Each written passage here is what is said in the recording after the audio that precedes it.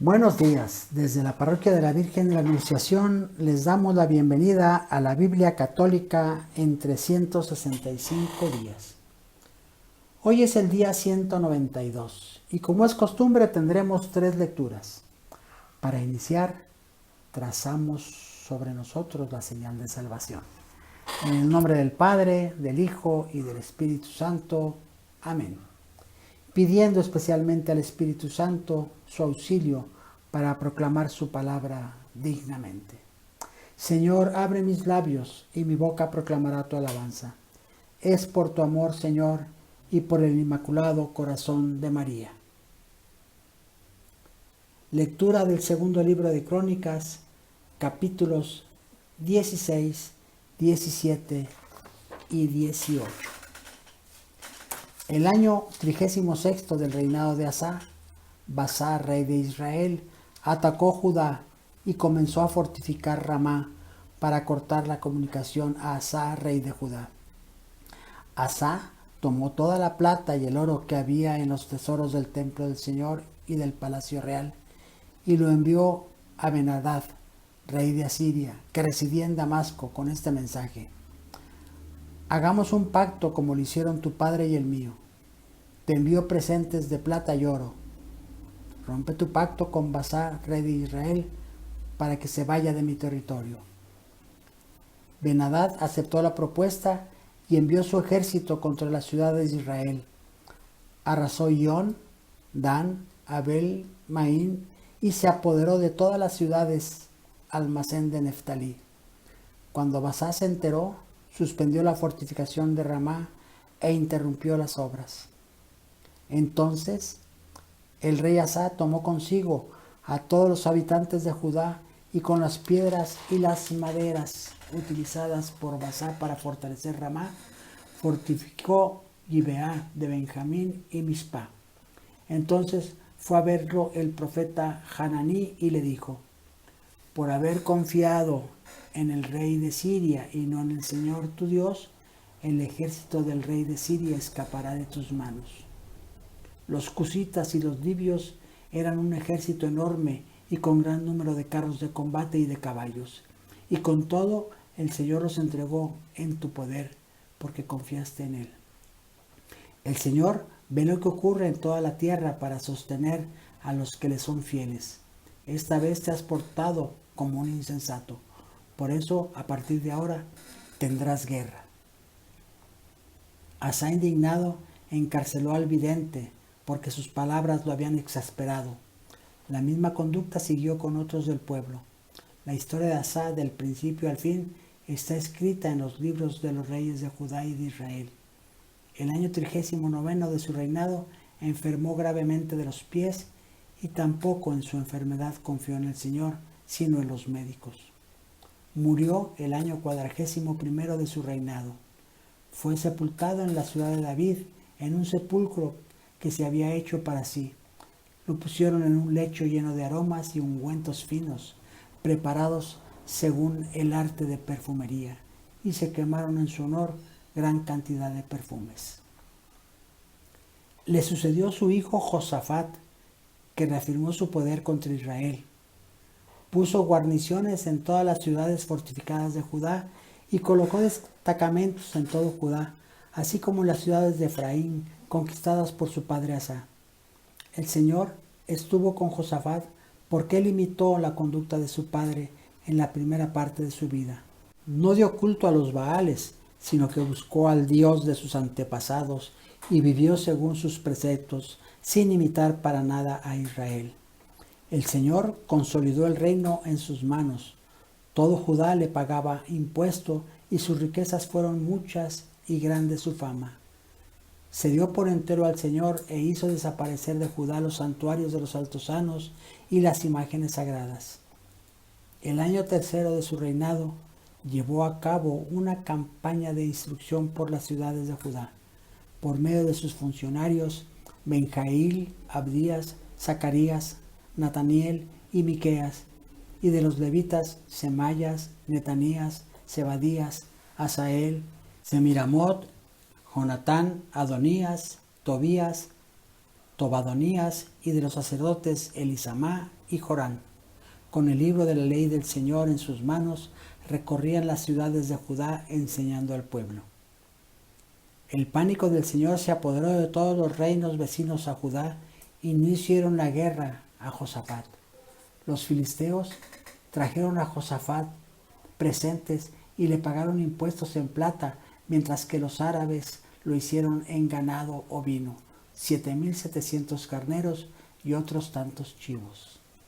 Josafat prosperaba cada vez más, edificó en Judá fortalezas y ciudades de aprovisionamiento. En ellas almacenaba grandes provisiones y tenía unas guarniciones muy fuertes en Jerusalén. Esta era su distribución por familias patriarcales y categorías. Por Judá eran jefes de 1,000, Adná al frente de 300,000 hombres valerosos, Juan al frente de 280,000 hombres, Amasías, hijo de Sicrí, que se había consagrado voluntariamente al servicio del Señor, al frente de 200,000 valientes. Por Benjamín estaba Eliadá, un valiente guerrero, al frente de 200,000 hombres armados de arco y escudo. Josabad al frente de 180,000, prontos para el combate. Estos estaban al servicio del rey, sin contar las guarniciones de las ciudades fortificadas de todo Judá. Josafat se hizo muy rico y famoso y se emparentó con Ahab, al que fue a visitar a Samaria al cabo de algunos años. Para festejar el acontecimiento, Ahab mató muchas ovejas y toros y convenció a Josafat para que se aliara con él contra Ramot de Galaad. Ahab, rey de Israel, propuso a Josafat, rey de Judá: ¿quieres venir conmigo a atacar Ramot de Galaad? Josafat le respondió: tú y yo, tu pueblo y el mío, somos una misma cosa. Iremos a la guerra. Pero Josafat dijo al rey de Israel: por favor, consulta antes al Señor.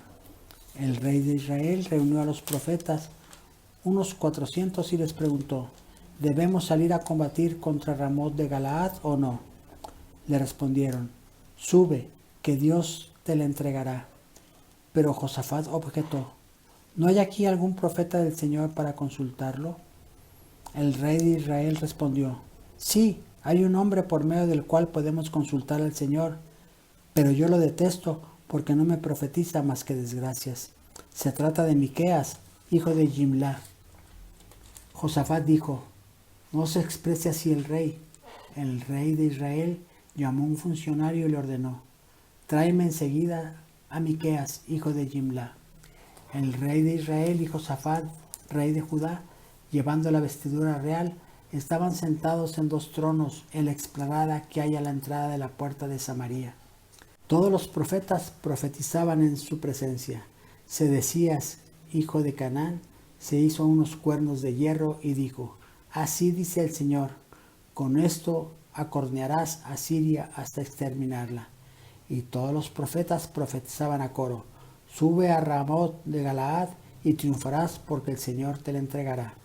Entre tanto, el mensajero que había ido a llamar a Miqueas advirtió a éste: mira, los oráculos de los profetas coinciden en augurar éxito al rey. Que el tuyo sea como el de los demás, un anuncio favorable. Miqueas respondió: vive el Señor, que diré lo que el Señor me mande.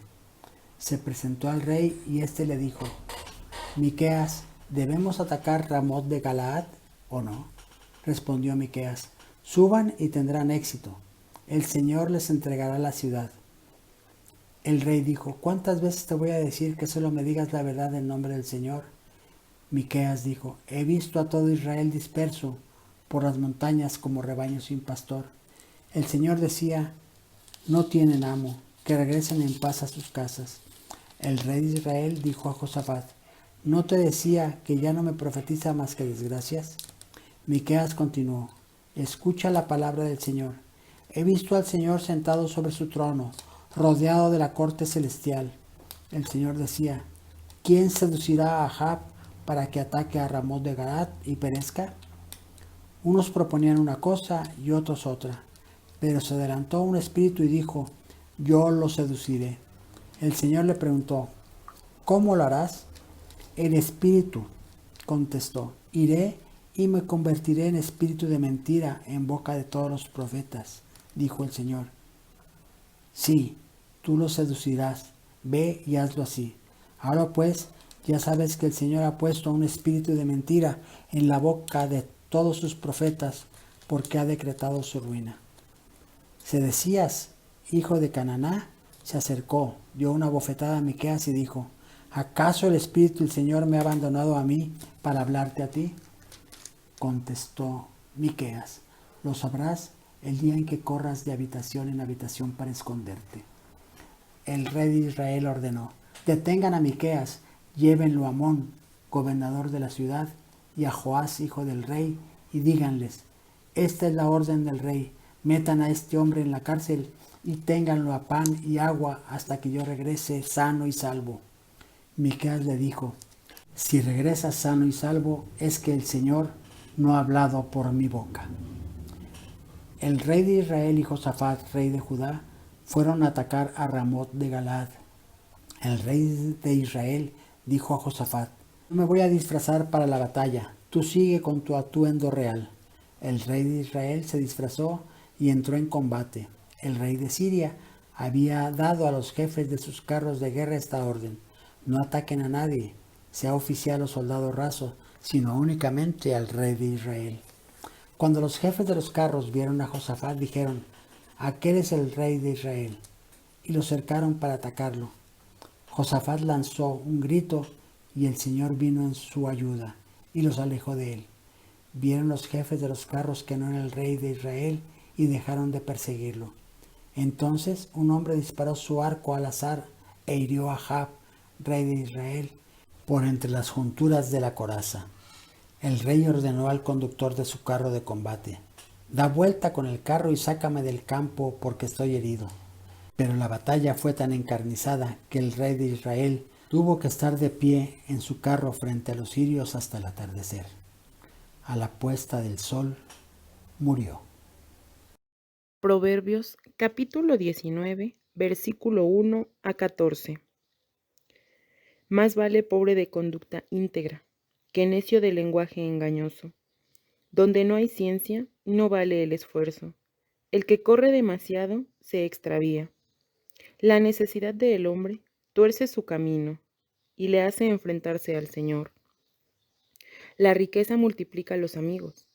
Al pobre los abandonan hasta los vecinos.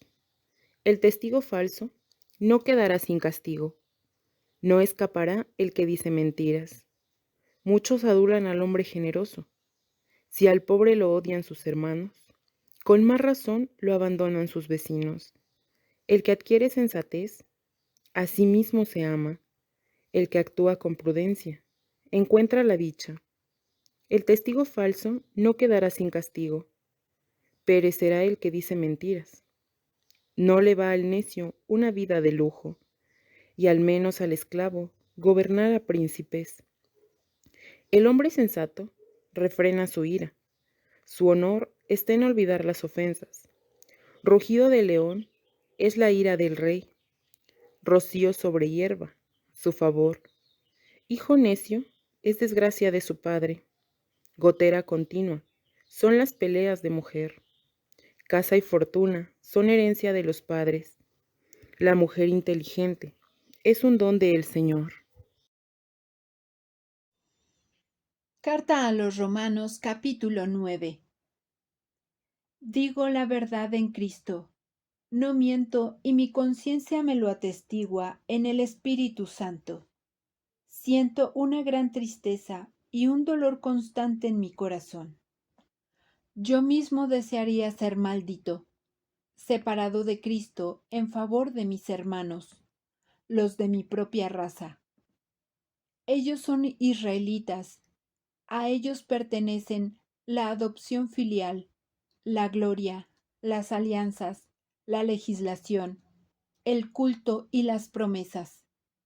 A ellos pertenecen también los patriarcas, y de ellos desciende Cristo, según su condición humana, el cual está por encima de todo, Dios bendito eternamente.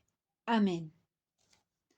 No es cierto que la palabra de Dios haya caído en el vacío, porque no todos los que descienden de Israel son realmente israelitas, como tampoco todos los descendientes de Abraham son hijos suyos, sino que como dice la Escritura, de Isaac nacerá tu descendencia.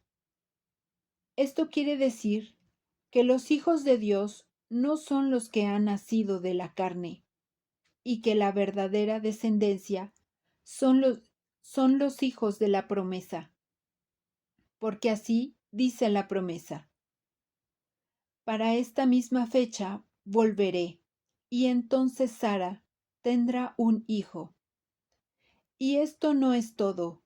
Está también el caso de Rebeca, que concibió 2 hijos de un solo hombre, Isaac nuestro padre. Antes que nacieran los niños, antes que pudieran hacer el bien o el mal, para que resaltara la libertad de la elección divina, que no depende de las obras del hombre, sino de aquel que llama.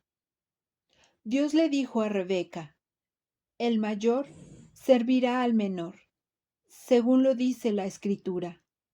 Prefería a Jacob en lugar de Esaú. ¿Diremos por eso que Dios es injusto? De ninguna manera, porque Él dijo a Moisés, seré misericordioso con el que yo quiera, y me compadeceré del que quiera compadecerme. En consecuencia, todo depende no del querer o del esfuerzo del hombre, sino de la misericordia de Dios.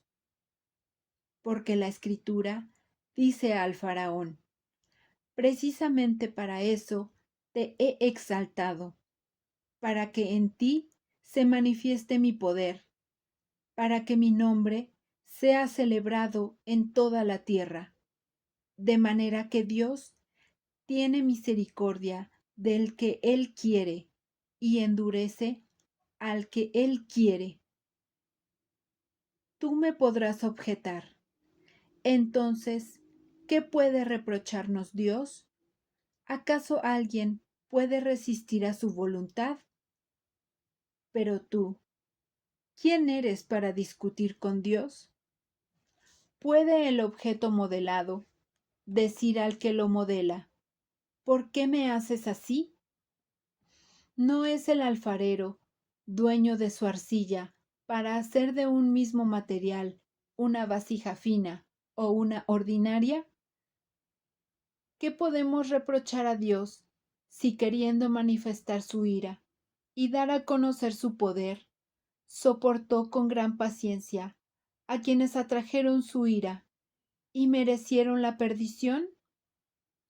Y si Él quiso manifestar la riqueza de su gloria, en los que recibieron su misericordia, en los que Él predestinó para la gloria, en nosotros que fuimos llamados por Él, no solo de entre los judíos, sino también de entre los paganos. ¿Qué podemos reprocharle? Esto es lo que dice Dios por medio de Oseas. Al que no era mi pueblo, lo llamaré mi pueblo, y a la que no era mi amada, la llamaré mi amada. Y en el mismo lugar donde se les dijo, ustedes no son mi pueblo, allí mismo serán llamados hijos del Dios viviente. A su vez, Isaías proclama acerca de Israel. Aunque los israelitas fueran tan numerosos como la arena del mar, solo un resto se salvará, porque el Señor cumplirá plenamente sin tardanza su palabra sobre la tierra. Y como había anticipado el profeta Isaías, si el Señor del universo no nos hubiera dejado un germen, habríamos llegado a ser como Sodoma, seríamos semejantes a Gomorra. ¿Qué conclusión sacaremos de todo esto? Que los paganos que no buscaban la justicia, alcanzaron la justicia, la que proviene de la fe. Mientras que Israel, que buscaba una ley de justicia, no llegó a cumplir esa ley. ¿Por qué razón? Porque no recurrieron a la fe, sino a las obras. De este modo, chocaron contra la piedra de tropiezo, como dice la Escritura. Yo pongo en Sión una piedra de tropiezo y una roca que hace caer. Pero el que cree en él no quedará confundido. Esta es palabra de Dios. Gloria a ti, Señor Jesús. Muchas gracias a todos por su presencia. Los esperamos el día de mañana. Unidos con María, vamos a evangelizar.